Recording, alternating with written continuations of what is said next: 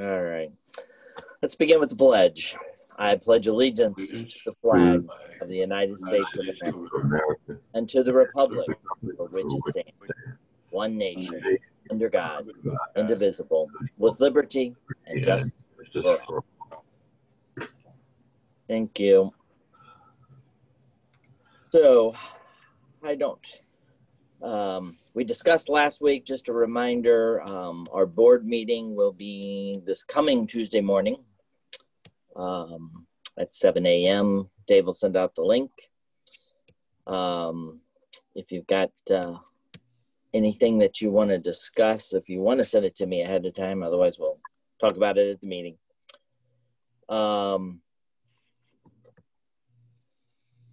Any other announcements?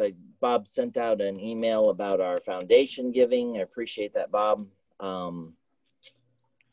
This is matching month. November is traditionally our month to jump ahead. Anybody need year-end tax deductions and so forth? This is the time to do it. Now, just remind everybody about find your speakers, send the info to me, and then I can connect them. You know, with the Zoom stuff, that's not a problem. I did mute everybody, but right now, Roger, Mitch, and Robert, I'm just looking at the name Bob. So at the end for questions, you'll have to unmute yourself, that's all. Thanks, Dave. With that, I'm gonna turn it over to Bob. Introduce our guest speaker, and the program is yours. Very good. Well, it's my pleasure to introduce you to Roger Drake. We've had a little interplay with him this morning already. Roger actually is an interesting individual. He grew up in Campton, Kentucky. And I went to Google, I Googled Campton, Kentucky, and I think they had 414 residents in the 2010 census. It probably was about the same size when you were growing up there too, I would imagine. Well, actually, Bob, it's odd that you mentioned that. It's a little Appalachian town that historically has always stayed exactly the same size, because it appears that every time a child is born, some man leaves town. So it always stays exactly the same. But you came from a pretty good sized family though, didn't you? For an Appalachian family, we were small. There were 10 of us, 9 boys and a girl. Wow. My grandfather, my mom's dad, he thought it was really odd that people would have the expectation that he would know all the names of all of his brothers and sisters. He was the youngest of 22. Now, you know, for me, I find it odd that people have the expectation that I know the names of all of my first cousins. I mean, no chance that I would know that. But my grandpa thought it was equally odd that people would have the expectation he could name all of his brothers and sisters. Well, Roger graduated from Eastern Kentucky University with a degree in accounting, and spent some years in private practice and in industry. He then ventured into the academic world, and when CMU interviewed people for the president's job, almost 8 years ago. You've been there, yeah. So I had the opportunity to be on that committee, and it was a joy. Roger was the chief financial officer for Lindsey Wilson, which is a Methodist school in Kentucky. And while he was in that area, it was close to Vanderbilt, and he got an MBA at Vanderbilt, and then went on to get his doctorate in education at the Peabody School as part of Vanderbilt. And he came to CMU. We interviewed him. I even asked him in the interview process, why would a CFO want to become a college president? You know, and which was kind of unusual coming strictly from the financial side. But he has been an excellent president, and we've had significant growth, and I think you're going to enjoy his thing. Oh, there's one other sidelight I'd like to mention. When Roger moved into the president's home in Fayette, the basement area, he is a absolutely phenomenal ping pong player, if you can imagine. He even bought a machine that he could hit the balls back and forth on his. How many ping pong balls does it hold, by the way? About 300 or so. So I think that he has challenged anyone in the university and students to play him, and no one's beaten you yet, right? No, I'm 54-0 against the little fellas, and they get to win free tuition, room and board if they beat me. The last time that I had a challenge, I had our mental health counselor there because I also tend to talk smack to them. So after I demoralized them, she was able to lift them back up. I thought that was a touch. But. Well, welcome, Roger, and we look forward to your presentation. Thank you. Thank you, Bob. And thank you guys so much for the opportunity to visit with you today and tell you a little bit about the Central Methodist University experience. It's a great honor to have Bob as a long-serving, he might say long-suffering member of our Board of Trustees. Bob served as the chairman of our board during the greatest transition in Central Methodist history. Under Bob's leadership, Central moved from an institution that was merely trying to figure out some way to pay its bills while educating 800 students in Fayette to an institution on solid financial footing with thousands of students studying all around the state of Missouri. As it says in your meeting notes, I want to talk about our solution to offering quality education in the middle of a pandemic.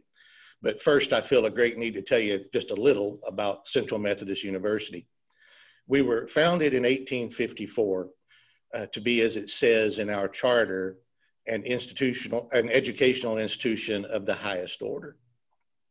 Like most private universities, we started out educating teachers and preachers. In 1854, that's why you went to college. You went to college to teach or preach. Today, we still graduate teachers and preachers, but we also graduate students in over 60 other majors. Historically, the college had to close for 3 years because of the Civil War. Fortunately, all of our beautiful pre-Civil War architecture survived, and our campus buildings are absolutely stunning. During the Civil War, the Union Army used the first floor of Brannock Hall, this building, as a livery. The third floor was used for officers' quarters, and this second floor, where I am now, where my office is, this was a hospital. So when I feel as if I've had a bad day at the office, I only need to think back about 160 years and realize there were those who had much worse days on my floor. Thinking about our architecture reminds me of the way that I was first introduced to this campus. My first day at Central Methodist was July 1st, 2013. Being devout United Methodists, my wife and I, we thought it would be fitting to have the campus chaplain meet us on campus and pray for us at midnight, the second that my tenure became official. The director of the conservatory just happened to be with us in church that morning when we asked the chaplain to meet us at midnight that night. So we met just before midnight under the beautiful Cross Memorial Clock Tower, and the night was absolutely perfect, and the chaplain's prayer was simply beautiful. I did notice that there was a young couple sitting on the porch of Couples Hall across the campus quad. I went into my office Monday morning so excited to start the new chapter of my life, and I opened the computer on my desk to see that I already had an email. This was going to be my inaugural email.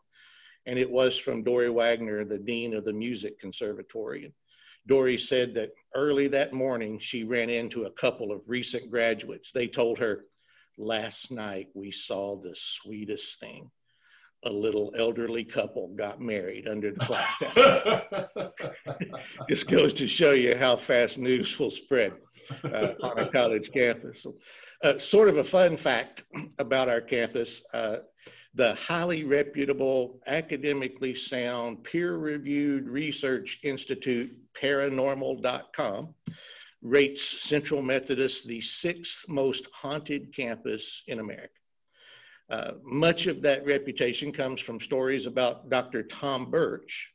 In 1964, Dr. Birch fell dead while conducting a concert in Assembly Hall on campus.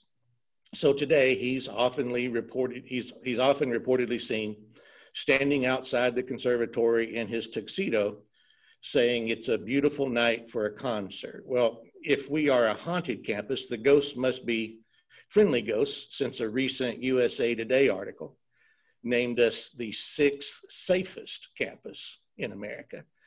Analyzing the required crime reports from campuses across the country, USA Today ranked us number 6. Now, the only surprise for me is that somewhere in America there are 5 safer campuses than Central Methodist. I simply can't imagine where those 5 campuses would be.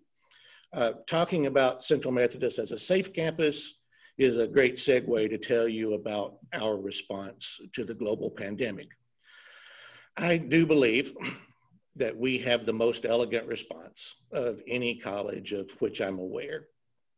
The key to that response is possible only because of an innovation championed by your, or let me say our, Bob Courtney. 4 years ago, Bob brought an innovative idea to the trustee table. Bob said, let's equip all of our students with iPads, train our professors on how to deliver education in a new way so that our students can learn in the way that they will be asked to work. Brilliant, absolutely brilliant. But could we do it? So we began to research it. There were absolutely 0 colleges in our sector doing this. Why? Because it takes a monumental amount of planning, an even greater amount of investment, and a multi-year commitment to making it work. We knew that if we were to start down this path, that it wouldn't be for the faint of heart. But still, it seemed like a great fit for Central.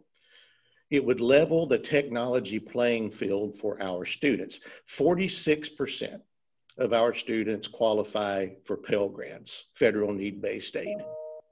Said differently, 46% of our students come from relatively poor backgrounds. So we would be leveling the technology playing field for those disadvantaged students. Because of our consistent enrollment growth over the past several years, our faculty was relatively young, at least compared to our peer institutions. So $6 million later, Digital U is a great differentiator for the Central Methodist University campus. Every student is given at no cost an iPad preloaded with all the educational apps that they will need. So now I've gotten back to our great advantage during the pandemic. When we had to go totally remote in the spring, it was a 2-foot putt for us. Our faculty had already undergone rigorous training in delivering educational content digitally. Our students had state-of-the-art technology in their hands. When we returned for in-seat class this fall, the students returned to a very different campus. To promote appropriate distancing, the typical CMU class is now divided among 2, if not 3 classes simultaneously. With widescreen TVs in every classroom, classroom capture software, and digital cameras, the instructor can easily interact with her students in real time in any of the concurrent classrooms. Students who are residing in our recovery centers, they've tested positive to the virus, or they are in self-quarantine on or off campus, can continue to attend class in real time through their devices. So Bob's brainchild, Digital U, put little Central Methodist light years ahead of colleges like us. It's quite comforting as a university president to have a group of trustees with wide-ranging skill sets standing ready to offer their expertise in troubling times. When the pandemic hit, we put a group of talented trustees to work, trustees who are physicians, hospital administrators, research scientists, and attorneys specializing in healthcare. We put this group together to work to help plan our response to the greatest threat of our time. With the help of these trustees, we were among the first colleges in the country to recognize the benefit of antigen testing for the active virus. Getting to this solution early allowed us to get guaranteed allotments of test kits and to protect our students at guaranteed low prices at a fraction of the cost to the colleges that would get on board later.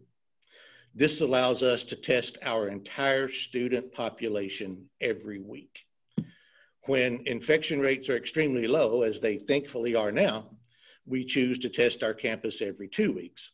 This universal testing program prevents the rampant spread of the virus on campus by getting those infected students into our recovery centers and their close contacts into self-quarantine either on or off campus. While Digital U and our mandatory testing protocol certainly represents our greatest differentiators in our pandemic response, there's many others. For instance, we retrofitted ionization equipment in all big box spaces like the dining center, the gymnasiums, and classrooms to reduce the likelihood of the spread of the virus. One of our great challenges is that the best kept secret in higher education in the Midwest, Central Methodist University, that secret seems to have gotten out over the past few years. This year represented our third consecutive record enrollment year. Let me say that again. Even in a global pandemic, we had a record enrollment year.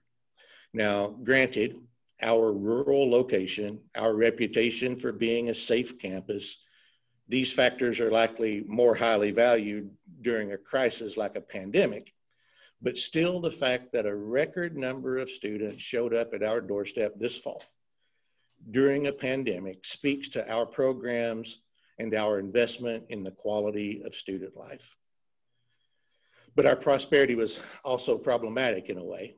Some colleges in our competitive space guaranteed single rooms because their enrollment had been down historically and challenged even more so in a pandemic. We, on the other hand, had overflowing residence halls, a dining center at capacity, student recreational facilities, and programs that had to be managed in new and different ways. With the help of an engaged and talented faculty, with a student body that was understanding and cooperative, and with the guidance from a very talented board of trustees, we continue to deserve the title of one of America's safest colleges. As I prepare to close and invite any questions that you may have, I feel a great need to go off script and tell you a story about one of our current students. 2 weeks ago, a young lady walked into my outer office when I just happened to be out there. Even behind her face mask, I could tell that she was extremely nervous. She wanted to make an appointment to see me. My assistant set it up for the next day. Tatinda is from Zimbabwe. For whatever reason, I suspect it's the imploded economy in Zimbabwe. Tatinda's tuition payments stopped coming from her parents. She wanted to see me to tell me that she simply couldn't do it anymore on her own and wanted to ask if I could help her. She was working at a nursing home 20 hours per week. Now, this nursing home is 4 miles from campus. Tatinda doesn't have a car. She walked to and from the nursing home. We allow international students to work in our dining center.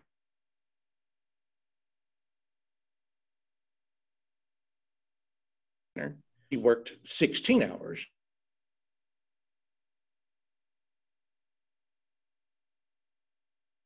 Pre-med major. When I asked Tatinda how her grades were holding up, she replied, I'm doing pretty well. I explained to her how pretty well represents a wide range of outcomes for American students. I asked her to quantify what she meant by pretty well. She shyly said, I have a 4.0. I took a little break, corroborated her story with the employers, and then had the great privilege of telling her the cavalry was on its way. Then I had to repeat the message without using an obscure metaphor so that a student from Zimbabwe would know that I was going to find help for her. We told her story to a sitting member of our board and a retired board member. Those two individuals are ensuring that Tatinda can be successful in her studies and realize her dream to become a physician. I think that story and stories like it say more about the Central Methodist that I love than can be seen by looking at our beautiful campus or walking the halls of our historic buildings. Thank you so much for the invitation to speak with you this morning. Thank you for sharing Bob Courtney with us. He's made a real difference at Central Methodist University, and this institution and its president will be forever grateful. Thank you. Roger, yes. let me ask you to expand upon our College of Extended Studies, what we do beyond just in general, what we're doing beyond the campus and how many people we touch. Yeah, so we have approximately 1,146 students on our main campus here in Fayette. We have 5,500 students in total. So we started in 1982. We were the second college in the country to offer 2+2 education or degree completion education in partnership with the community colleges. So all of the community colleges, which was a great American experience, the 2-year school close to home, but folks back before me in the 1980s were wise enough to figure out that oftentimes students that went to community colleges, they were still somehow tethered to their community, if it was family responsibilities, job responsibilities. And in the American higher education system, the statistics are relatively certain that the real benefit of higher education happens at the baccalaureate level. So it was a great thing that these young people were getting 2 years of education, but in many cases, it didn't make them significantly more employable, and they were still tethered to their geographic region. So we took the junior and senior year of education to those students. So we are a valued partner of every community college in the state of Missouri. We own 70% of the adult higher education market in association with the community colleges in Missouri. It's been a phenomenal program for us. We produce about 1,000 graduates a year in our programs, and these are life-changing opportunities. My favorite quote about higher education comes from W.E.B. Du Bois, a famous African-American educator from Fisk University in Nashville. And Dr. Du Bois said, "There is no education other than an education that is at once for making a living and living a life." Taking higher education to those place-bound students in rural areas, primarily across the state of Missouri, and now in surrounding states. We are in Iowa, Arkansas, getting ready to take education to my home state of Kentucky. It's been a really nice mission and a nice service for the college. Thanks for bringing that up, Bob. I think I might add that we started this at Mineral Area College in Park Hills, Flat River area. And I would suppose, I don't know the numbers, that we've probably graduated 4,000 over the years at that facility. But I can remember going down back before that to take my son to scout camp. And Farmington was a pretty, it was a rural area. And I remember the billboards used to be hand painted, but now they're not. But I think we have had such an impact on that area, and mostly in education and teachers, that's been a big boom to that part of Missouri. And now we're expanded it well beyond that. But I just think that's kind of an interesting story to look at that community. Mm-hmm.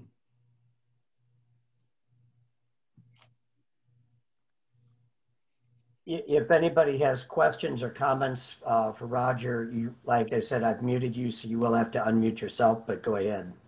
So by taking the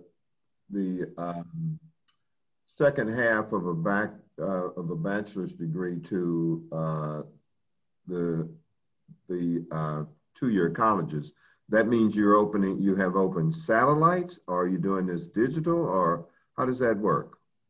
In 1982, before we had our digital presence, every class was taught in person at the community college with Central Methodist faculty journeying to that site. Now, over time, Of course, as in all the higher education pipeline, there are fewer seated classes and more online classes, but still that point of contact comes from those students who attended the community college and want to find a way to complete that 4-year degree. So now we still have a robust in-seat program at the community colleges for students who learn better that way. But then every community college also has a robust online offering. Thank you. Great question.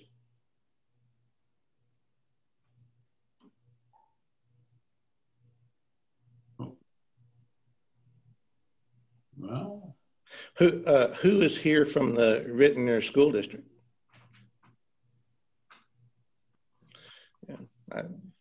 Yeah, Jack and Ann, Mike LaChance is the assistant superintendent. Oh, one of them. Yeah, that was, Bob, that was where Earl Bates came to us from. Kind of a fascinating thing about this little college tucked away here in rural mid-Missouri. We educated perhaps, well, not even perhaps, the most famous economist on the issue of international trade. He was just listed in a Forbes article as the 10 people who've affected your life the most that you've never heard of. His name's Fred Bergston. Fred has served every president since Nixon. Served as the Undersecretary of the Treasury. We've produced CEOs of global multinational companies. We've produced the CEO of the largest financial investment firm in the world. The CEO of Phillips Petroleum is one of ours. And Bob, no, Bob Courtney's not, but we claim Bob as an honorary alum. So. Perhaps I missed it in the beginning, but what got you involved in education and higher ed? Obviously there was something. What was it? Yeah, I took the traditional path to higher ed. I moved from professional country music piano player to college president, which I think is the way most of them do it. No, honestly, education was the thing that changed my life. I grew up in the poorest county in the United States, according to the Census Bureau, a family among the poorest of the poor. And when I try to brag, I tell folks that my parents had an 8th grade education, but you have to do some addition. Dad went to the 3rd and mom went to the 5th. First in my family to go to college. And education just truly made the difference for me. And the way that I got to go to college, I was somehow blessed with the ability to just hear a song on the radio and be able to play it on the piano. And people ask me to explain how I do. I still don't know. I just can do it.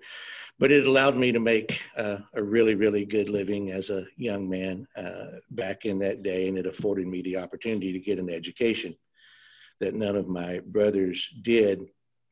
I was very, very lucky. At 28, I got to be a much too young vice president for finance of a small 2-year college, and just absolutely loved the work. I continued doing country music shows on the weekends. I was the director of the Renville Valley Barn Dance for 28 years, but that afforded me the opportunity to do other things through the week. I was the only person on our cast that wasn't just a professional musician, but I was able to do other things.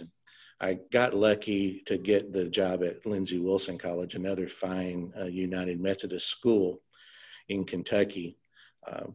Had every thought that I would retire from there, and when the posting for Central Methodist came up, it seemed as if I had written that job description, and thought if I was ever going to do it, now's the time. And it's just been a blessed 7.5 years.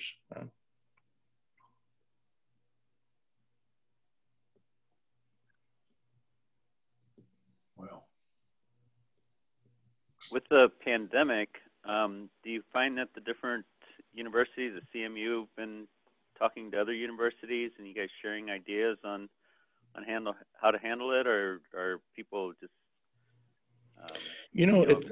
that's a great question, and we do that. There's a presidential listserv, all the colleges, public and private. We share a common call every Thursday, pandemic related. And I've been kind of fascinated that other colleges haven't followed our lead in the way that we have responded. I think I get it for some schools, like for the truly metropolitan schools, that the vast majority of their students are commuting students anyway. They might say, why test students, why care for them here when they're just going back to their communities where they can contract the virus at night. Perhaps I understand that. But here in Fayette, while Fayette is a small town, the campus itself is kind of a microcosm of what would look like a really urban environment. I have our main campus is 60 acres. Back in the day, the campus slogan was 60 acres of Christian atmosphere. I've heard from some of the alums over time that it was actually 60 Christians and acres of atmosphere. but on our little campus, I think it's important that after we get kids here from the metropolitan areas, I have kids from 62 different countries here. Many are global hotspots around the world. After I get them here, to be able to test them frequently, to be able to ensure their health and that they're taking care of the health of their friends and neighbors, it just seems like the more elegant solution to me. But for whatever reason, even though the government has been incredibly kind to help higher education with testing resources and with resources for the response, I've been kind of shocked at how many institutions have just pocketed those resources and have not invested well in the safety and protection of their students. And honestly, I find it almost cannibalistic, to tell you the truth. Well, we've tested about 6,000, and our test cost is $40 a test. Yeah, that's no small amount of an investment for a non-selective college that has to operate on its own tuition. We're an independent college, we're a private college. We don't get state tax support. We get support from our donors and our friends and our alum and the folks that love us and believe in what we do and the way that we change lives here at Central Methodist. But it's been and more than just the cost of testing, which has been substantial. But we've spent $300,000 to retrofit buildings with air filtration equipment. What we are doing. We've had to double the space of our dining centers, spreading our students out. We've had to buy and rent residential properties in town because we needed more residential space to spread our students out. Our faculty have been absolutely amazing responding to the crisis that we've had. I mean, they've just done an amazing job of meeting the students' needs where they are. Sometimes half of the class, half the students might be in front of them, seated in the class. A third of the students may be in their rooms in quarantine. A third of the students may be at their homes off campus or maybe in our recovery centers. So the faculty have had to create pedagogy where they can meet their learning objectives in all those different educational modalities. And boy, that's just not an easy thing for folks to do. And our faculty have just been amazing. That's another great statistic here. Every year, students all across the country complete a survey, a national survey of student engagement. Every year, our faculty is at the very top of the nation on this metric called student faculty engagement. So the questions that go into that scale are, Have you met with your faculty member outside of regular class or office hours? Have you been in the faculty member's home? Have you shared a meal with the faculty member? Have you taken a problem other than academics to a faculty member? So that's our bailiwick right there. I mean, that is our cup of tea. That's who we are. Another great educational quote that I love, back when higher education started in America, there was a professor named Mark Hopkins, and one of our earlier presidents said he thought the greatest example of education was a student sitting on one end of a log with Mark Hopkins on the other. And I think we have a lot of Mark Hopkins students here, that the very best education possible is one of our talented faculty members sitting on one end of a log with a student on the other. Good. Folks, I have really enjoyed this. Thank you so much for the invitation. You can probably count yourself lucky. Had we been there in person, where all of my good old country boy humor would have worked, it would have been very, very different. But I probably saved you from all of those really bad country jokes. So, Well, it was a pleasure to meet you, sir. Roger, thanks very much for giving us of your time and talent. Thank you. Now, like I said, I usually go to Rotary meetings primarily for the luncheons. So when you guys can meet in person, do you do breakfast? We do. We do. Yeah. And you're probably lucky that you didn't have the breakfast. just throwing that one out there. Well, thank you for your honesty. I really, really enjoyed this. Thank you for the invitation. Thanks, Roger. Thank you. Thank you. Everybody have a good week. We will see you at the board meeting next Tuesday morning, and for the Rotary meeting on Wednesday, our guest speaker is from the USO. Al Beinecke lined that up. Thank you all. Have a great week. Y'all take care. Thank you. Bye, everybody. Okay. Bye.